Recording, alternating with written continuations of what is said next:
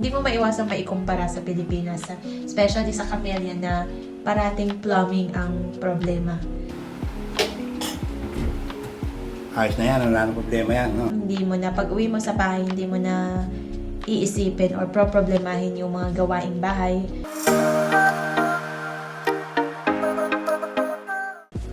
Hello Dreamers! Welcome to home and everything. So, kauuwi nga lang po natin galing sa school. My name is Teacher Belle and isa po akong SPED teacher dito sa Amerika. So, ang vlog na to is dedicated sa pagdodocument natin sa experiences and journey natin kung paano tayo nakarating dito at mga experiences natin bilang isang guro dito sa ibang bansa. At syempre may ibang vlogs din tayo about yung mga napag-ipunan nating mga investment sa Pilipinas tulad ng sa Camellia. Kaya marami din po akong vlogs about Camellia at saka sa pagpapatayo ng apartment. Okay? So if you have not subscribed yet, please do subscribe, and if you like this video, please share it to others. Okay? So kahit pagod ako sa work, parang hindi mo na, pag-uwi mo sa bahay, hindi mo na iisipin or problemahin yung mga gawaing bahay tulad ng paglalaba at syempre paghuhugas ng pinggan dahil nga dito sa apartment parang fully equipped na siya ng mga kailangan tulad ng eto nga yun sa paghuhugas ng pinggan, meron ng built-in na anong tawag dito? Dishwasher machine. Ilalagay mo, lilinisin mo lang yung mga pinggan, tapos lalagay mo na lang ng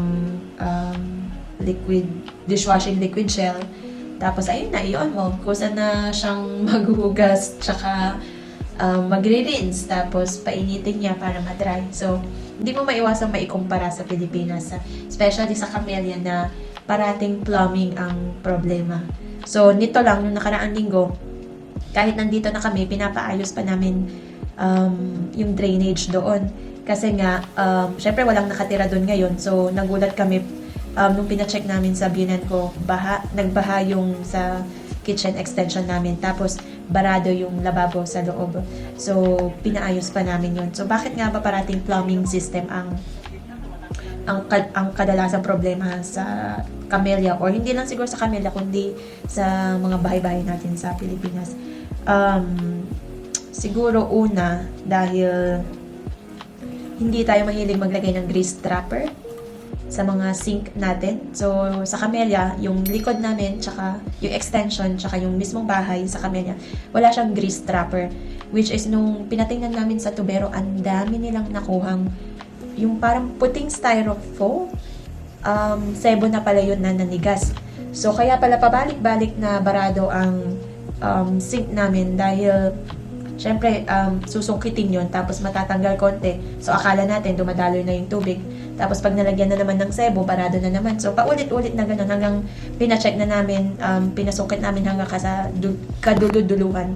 Tapos, marami nang nagsiangatan na matitigas. Parang bato na sa tigas na sebo.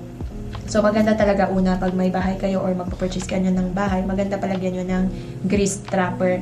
Tapos, kung kaya nyong i-realign yung mga tubo or water pipe system, siguro lakihan ang tubo para hindi madaling mabarahan.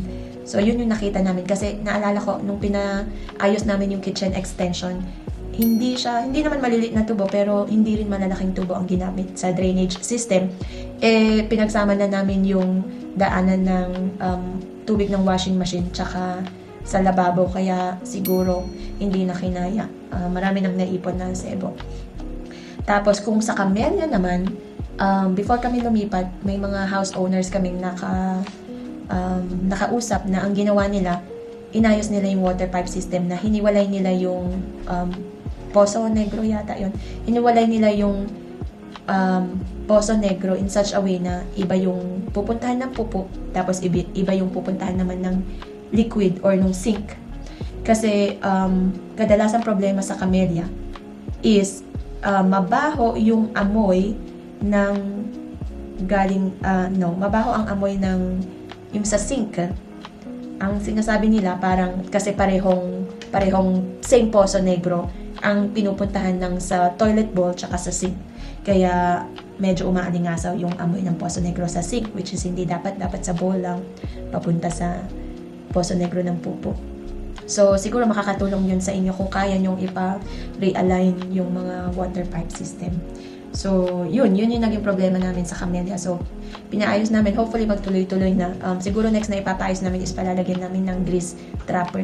Tsaka dito sa Amerika, yung mga sink nila, hindi masyadong nagbabara kasi may sink shredder.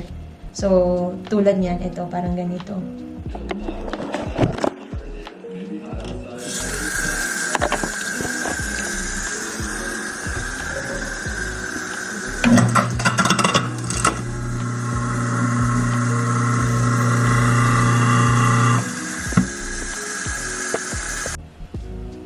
Yan yung shrink shredder nila, kaya hindi masyadong bumabara ang mga water pipes tsaka plumbing system nila dito.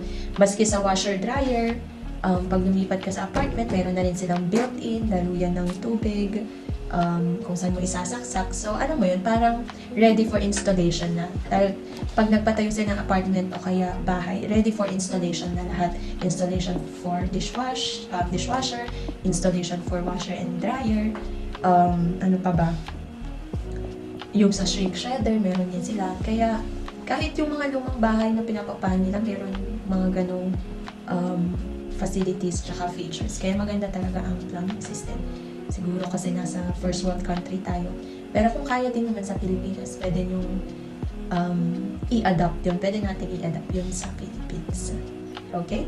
So, sa mga magpa-purchase po, syempre maraming OFW ang naghahanap ng mga investment at mabibili nilang mga bahay. So, mga small tips lang yun. Pag kukuha kayo ng bahay, bago nyo tirhan o kaya bago nyo patirahan, ayusin niyo yung plumbing system.